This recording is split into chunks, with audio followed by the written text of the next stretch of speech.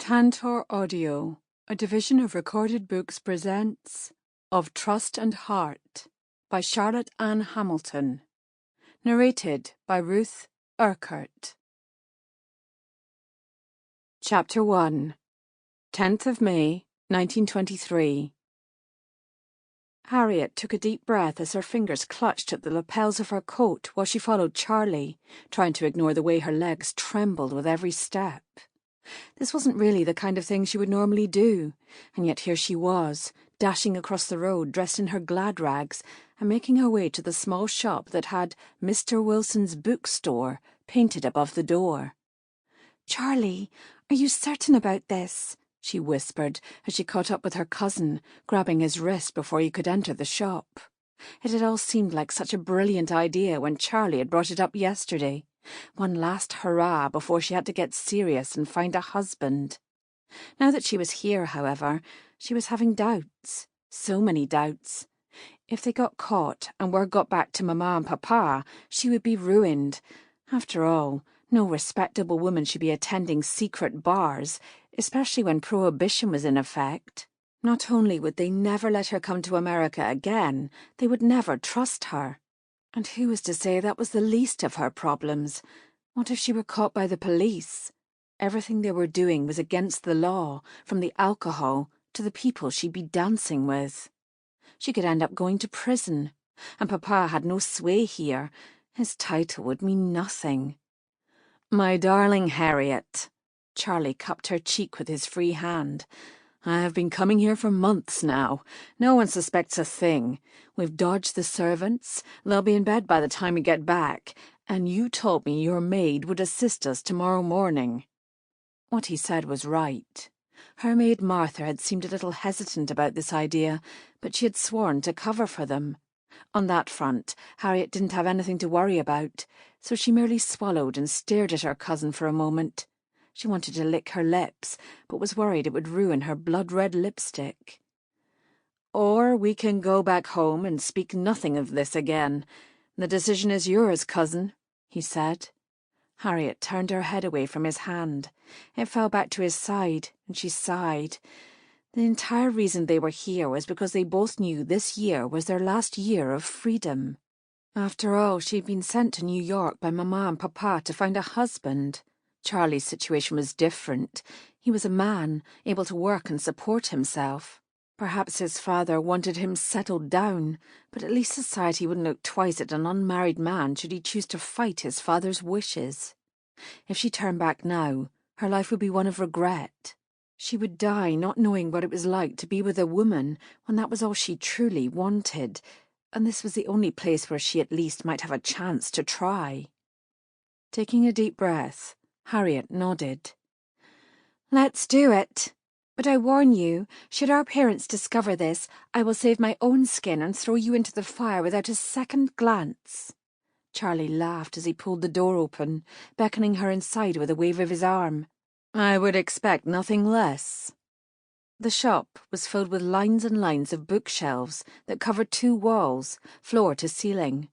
The sight and smell of so many books, both old and new, made Harriet's heart ache, for it reminded her so much of the library back in Creoch House, which in itself was strange, since the store looked nothing like the family library. It was smaller, as a start, with no roaring fire or comfortable seats and chaise longue, and tables, no portraits of old family members or original paintings by long-deceased artists. The thought of home made her heart clench, so she followed Charlie towards a shelf. She never thought she'd miss her family this much, which seemed a little naive now that she looked back on it. She had never really been without them. Even during the war she had been stationed nearby and so visited regularly. Focusing instead on the books before her, they made their way to the history shelves. Her fingers trailed along the spines. Charlie had told her about this. All they had to do was pluck a book from the historical shelf, tuck a note in page 32, and then take it to the counter. The man behind the counter would then grant them access to the speakeasy in the basement. Charlie stretched an arm above her head and snatched a book, giving her a wink as he wandered to the till to wait for her. She grabbed the first book she saw and followed him. The man behind the till was stout, short and balding, and he had a kind smile as he accepted both books. He quickly slid the notes out of the pages and placed them in the till. Both books were then handed back to Charlie as the man smiled. "Happy reading, Mr. Slater." The bookseller then moved around his desk and strode to the other end of the store, making a show of arranging several books. Harriet started to follow him when Charlie's hand landed on her wrist.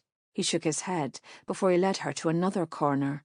He pretended to browse for a bit, and when Harriet was starting to wonder if this were all some elaborate prank of Charlie's, he pulled at another book, and a click filled the air. Charlie offered her a wide smile as he glanced over his shoulder, checking for any watchers. The bookseller nodded at them, apparently giving the all clear. Charlie then pushed at the shelf, which swung open, revealing it to be a door. Then he grabbed her wrist and pulled her inside. The draughty staircase and low lighting made it seem like something out of the horror novels that her sister Maria adored. She was almost expecting a ghost or murderer to jump out and attack her, but the further down they went, the only thing that drifted towards her was the sound of music. It was a beautiful melody. Saxophones and violins and trumpets and drums and basses and cellos all mixing together to create the sweetest sound Harriet had ever heard. When they reached the bottom of the stairs, they found another door, and this one Charlie pushed open to reveal the club, the Lion's Thorn. Harriet's eyes roamed around the hazy room. Smoke lingered in the air, the smell of alcohol and perfume creating a peculiar aroma. There were so many people that Harriet's mouth fell open as she took a step into the room. She exhaled, turning her head back to her cousin. "Incredible, isn't it?" Harriet could only nod in reply. Before she could take another step into the room, a tall boy, either 18 or 19 years, appeared in front of her. His hair was slicked back, and he looked dashing in his black tie.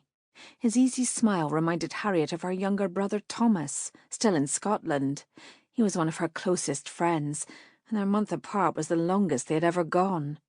That thought dampened her smile a little. "May I take your coats?" Harriet allowed the boy to pull her coat off. "Would you like your usual table, Mr. Slater?" he asked. "If you don't mind, Eric." Charlie grinned at the boy, slipping him a bill before he led them through the club. They weaved through the many dancing couples, women dancing with women, men dancing with men, white people dancing with black people.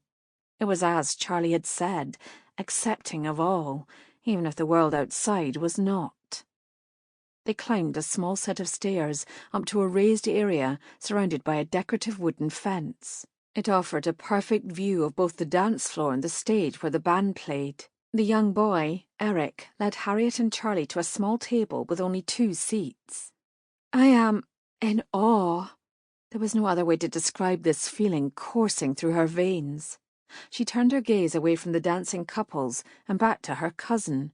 "Though I am surprised you're on first-name terms with the staff. How often do you come here?"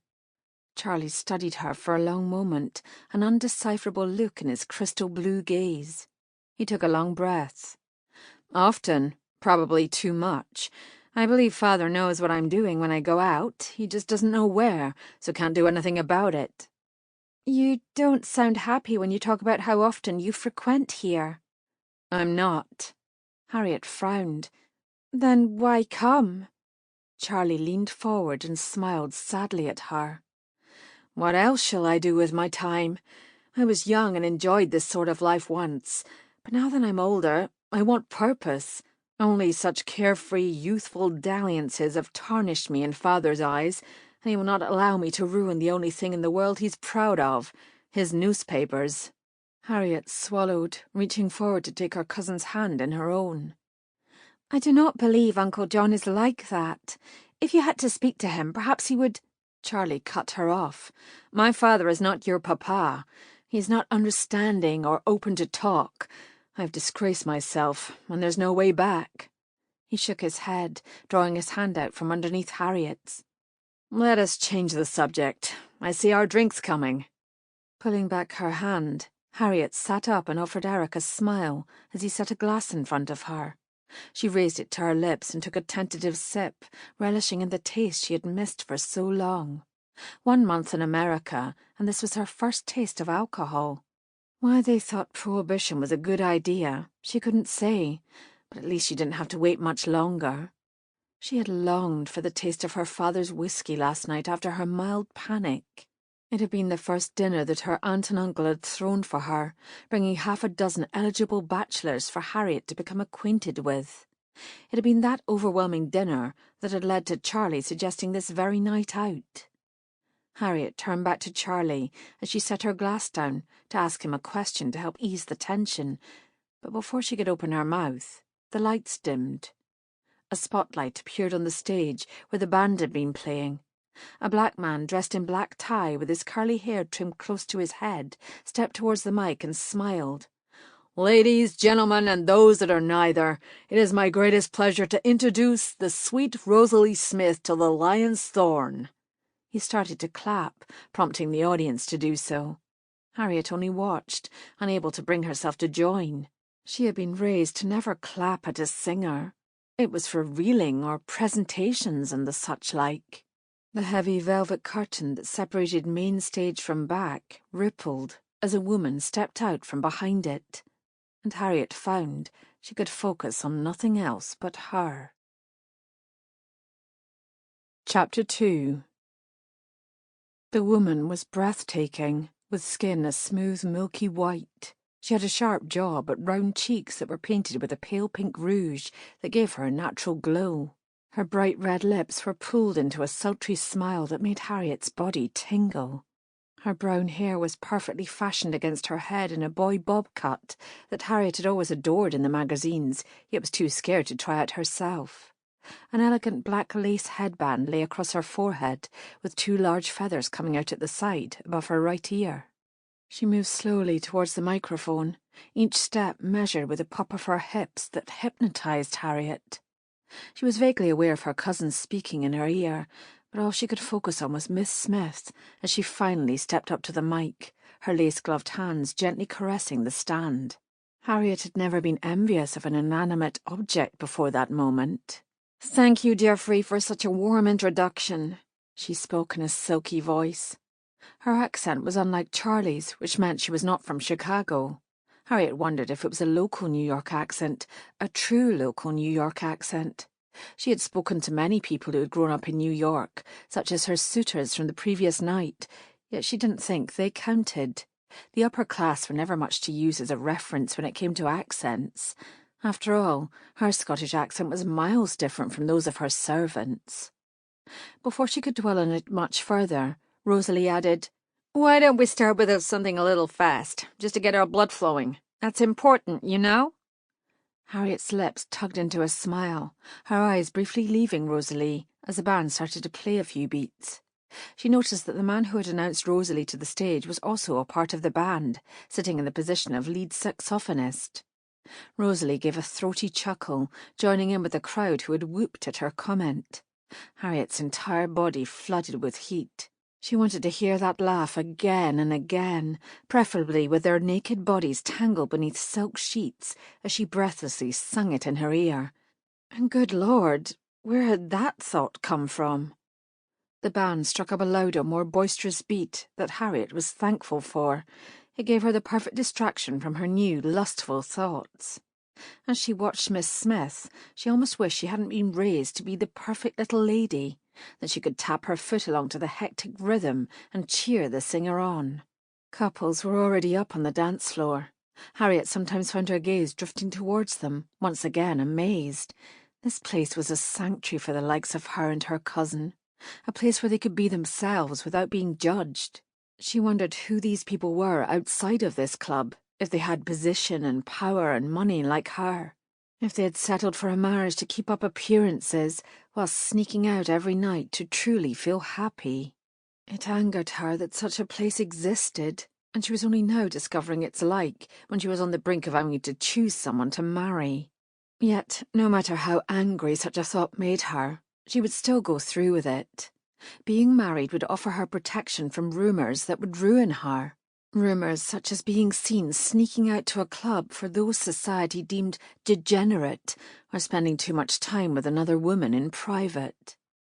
As she felt her blood start to pump with anger, her thoughts suddenly stilled as Rosalie Smith began to sing.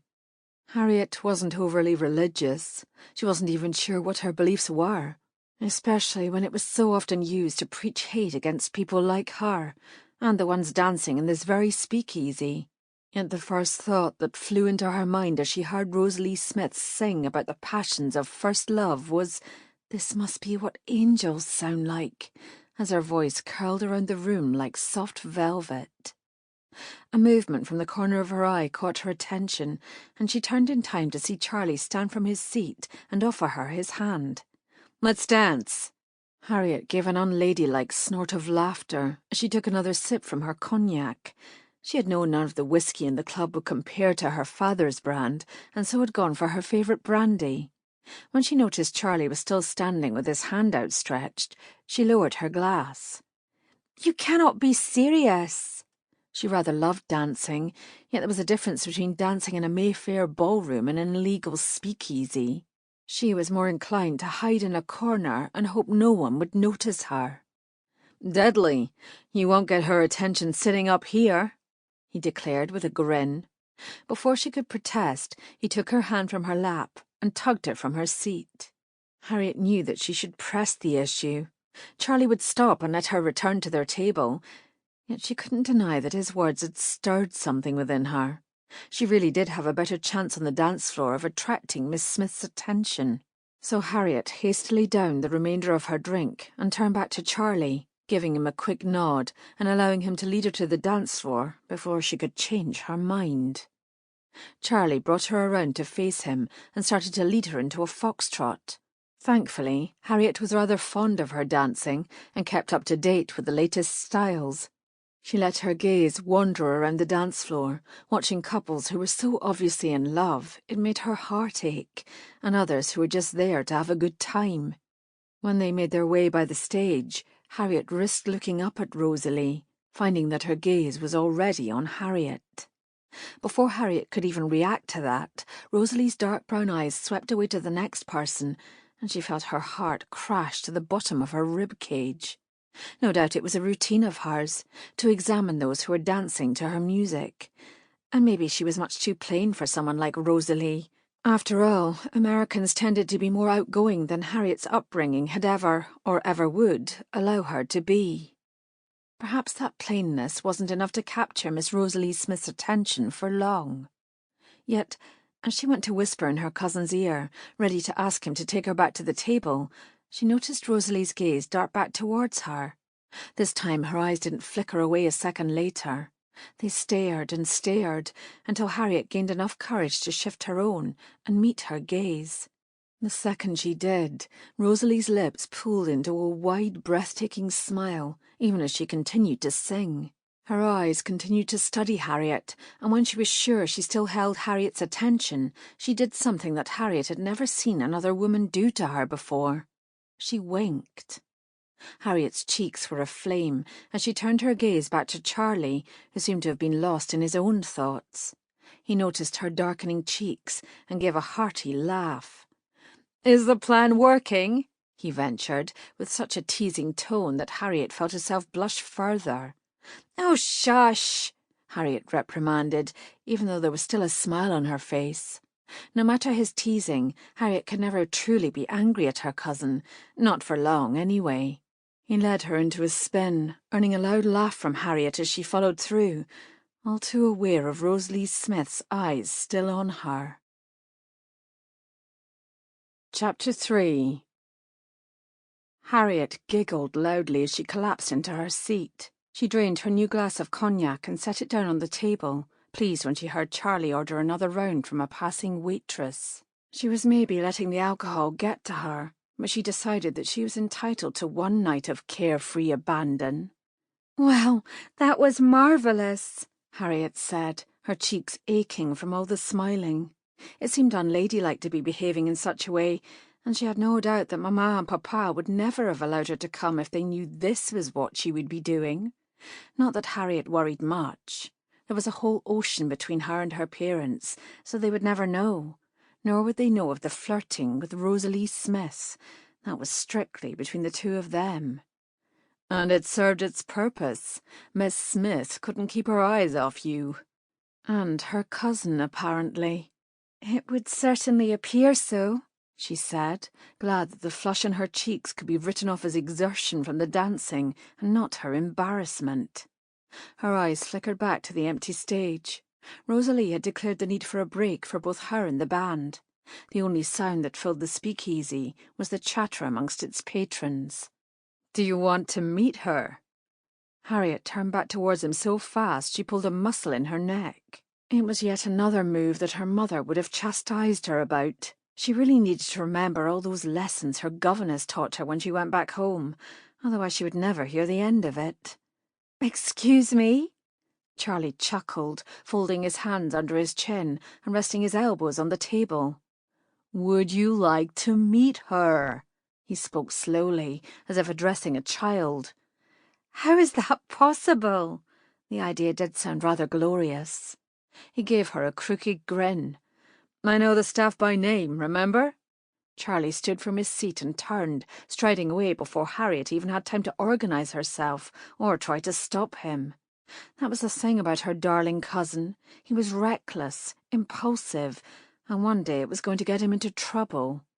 She sighed, reached for her new glass of cognac, and took a tentative sip. She rather loved the taste of cognac, but it wasn't her favourite. That title had to go to the Scotch whisky that was brewed in the distillery owned by her papa. She knew it was a long shot that they'd have her family's brand, but that didn't mean she couldn't enjoy a little taste of home. She gently touched the arm of a passing waiter, smiling up at him in what she hoped was a kindly manner. "Could you perhaps get me a glass of Scotch whisky, please? I don't have money, but my cousin, Mr. Charles Slater—" "Charlie's here. I didn't see him come in. Geoffrey will be pleased." He seemed oblivious to the look of bemusement crossing Harriet's face. "I'll get your drink in a second, miss." He was away before Harriet could even begin to wonder why the saxophone player would be happy to see her cousin. She had her guesses, of course. It just seemed strange that Charlie had never mentioned him before. The waiter reappeared after a short time, placing the glass of scotch on the table. "There you are, miss." "Thank you for the drink. Be sure Mr. Slater tips you well." The waiter laughed. "He always does, miss. He always does." As the man turned and walked away, she raised the glass to her lips and took a tentative sip. It was decent, but nothing like what her father distilled. Then she saw her cousin cross the stage, followed by two other figures. Harriet couldn't help but notice how close he was to the other man. She recognized him as Geoffrey. There was hardly any space between them, and she was pretty sure she saw their fingertips brush as they walked.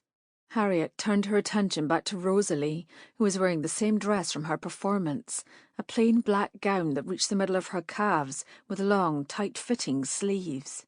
A black satin sash that contrasted with the matte fabric of her dress was tied around her hips, helping give her the fashionable straight silhouette. Harriet didn't really need much help when it came to that, but she could tell that Rosalie was curvier than she. Realizing she was staring, Harriet turned back to her drink, taking another sip before setting the glass back down, stopping herself from swallowing it in one gulp. Any more of this and she wouldn't be able to walk. Harriet remained sitting as Charlie, Geoffrey and Rosalie approached her. Her heart raced and she licked her lips, trying to ignore the light fluttering in her stomach. "My darling cousin," Charlie said, "I would like to introduce you to Mr. Geoffrey Williams, the finest saxophone player you will ever meet." Even though all of Harriet's concentration was on Miss Rosalie Smith, she took a moment to truly look at Geoffrey Williams. His hair was short, curly, yet slicked into waves, rather like Harriet's own. Despite his features being rather chiselled, he looked soft, with kind eyes framed by long, thick eyelashes and plump lips that seemed made for gentle smiles. Harriet smiled in response to the bow of his head before she returned her attention to Rosalie as Charlie introduced her with a knowing smile. "And I would also like to introduce you to Miss Rosalie Smith," Charlie continued. "A fine singer, and even finer dancer, I am told." Rosalie simply smiled that sultry smile, even though her eyes held a sparkle, as if she knew the effect she was having on Harriet. Allow me to introduce you both to my darling cousin, Lady Harriet Cunningham, daughter of the Earl of Creoch, neither a musician nor a singer, but a lover of both nonetheless." Harriet cut her cousin off with a sharp gaze before she put a smile on her face. "Please, join us." Charlie and Geoffrey brought 2 seats over from a vacant table. She thought Charlie would guide Rosalie to the seat opposite Harriet, for that's how things were generally done amongst their people. But instead he assisted her into the seat directly to Harriet's right. He took the one to her left, leaving Geoffrey to fill the vacant seat directly across from her. There was a beat of awkward silence where no one seemed to know what to say or do. Harriet was too aware of Rosalie's thigh brushing her own to make her tongue work, but thankfully Charlie broke the ice, as he always did. He couldn't stand silence and loved the sound of his own voice, a combination that promised to keep conversations going no matter what. "My cousin and I were just talking about how wonderful the show was tonight," he started, his gaze darting between Geoffrey and Rosalie, but mostly focusing on Geoffrey, which only confused Harriet further. She longed to know why she had never heard of this man before now. They told each other everything. "Weren't we, Harriet dear?" Her mind was jumbled. She was finally close enough to see the colour of Rosalie's eyes. She had noticed from the dance floor that they had been dark brown, but now she could see they were umber, with hints of moss green. They were beautiful, and seemed to be another thing that enchanted Harriet, which is probably why all she could murmur in answer to Charlie's question was, "Breathtaking." Her cheeks immediately warmed, and she tried to ignore Charlie's teasing grin and the pulse thundering in her ears by taking another sip of her scotch. Rosalie didn't seem to mind, for she gave Harriet a wide, dazzling smile that sent flutters through her stomach. "You're both too sweet," she drawled, though she looked only at Harriet. "Though if I know you, Charlie, you're looking to flatter Geoffrey more than you are me. Why don't Lady Harriet and I go for a walk, and you 2 can have your precious time together?" She was on her feet as soon as she had finished speaking. Her words, and the bluntness of them, were such a shock to Harriet that she simply watched Rosalie as she organised herself. It was only when she turned back to her, raising a thin eyebrow, that she realised she was expected to follow. She led them through the dancing bodies over to a small table to the side of the bar. It was tucked into a cosy corner, hidden by a large decorative plant that her sister Maria would have been awed with. Maria had fallen in love with gardening at a young age. The gardener at Creoch House had quickly gotten used to having Maria shadowing him, and when she was older, and it had been clear she wasn't growing out of it, Papa and Mamma had carved out a little part of the garden for Maria to do with as she pleased. As they sat down, Harriet cleared her throat. "I take it from the way you spoke, you know of Charlie's preferences." "That he enjoys the company of men, women, and those who are neither in his bed?" Rosalie inquired, as she fished in her bag for something. "Yes, he's been coming here for some time now." She pulled out a cigarette holder and a cigarette, setting it alight and taking a long drag. Rosalie blew out the smoke and grinned at Harriet. "Why anyone would prefer men, I have no idea. Give me a pretty lady any day, and I am content. Men are scared of us and the power we wield. That's why they've pushed us down for so long." She met Harriet's gaze head-on, unflinching. "But we're rising." Harriet stared at her, eyes wide. She sometimes fooled herself into believing that she could be attracted to and in love with a man, but that didn't stop her from always picturing a woman whenever she imagined her happy ending. However, she wasn't used to hearing such words, especially coming from another woman. If she had tried speaking like that back in Scotland, she would have been locked up. Her darling papa maybe wasn't as opposed to change as some of their class, but he couldn't quite wrap his head around women's suffrage. When the news of Emily Davidson had broken in 1913, she'd been sure her father was going to burst a vein. "Have I shocked you?" Rosalie questioned, as she drew another puff from her cigarette. "Forgive me, I must admit that I haven't met many English ladies." "Scottish, actually," Harriet corrected almost instantly. It was a habit she had gotten into when she was young and hadn't managed to escape. The distinction was very important to her. "Have you met any ladies?" she added after a moment. Rosalie offered her a delightful smile. None at all. So, am I your first? Harriet asked, her cheeks reddening even more when the double meaning caught up with her. Sample complete. Ready to continue?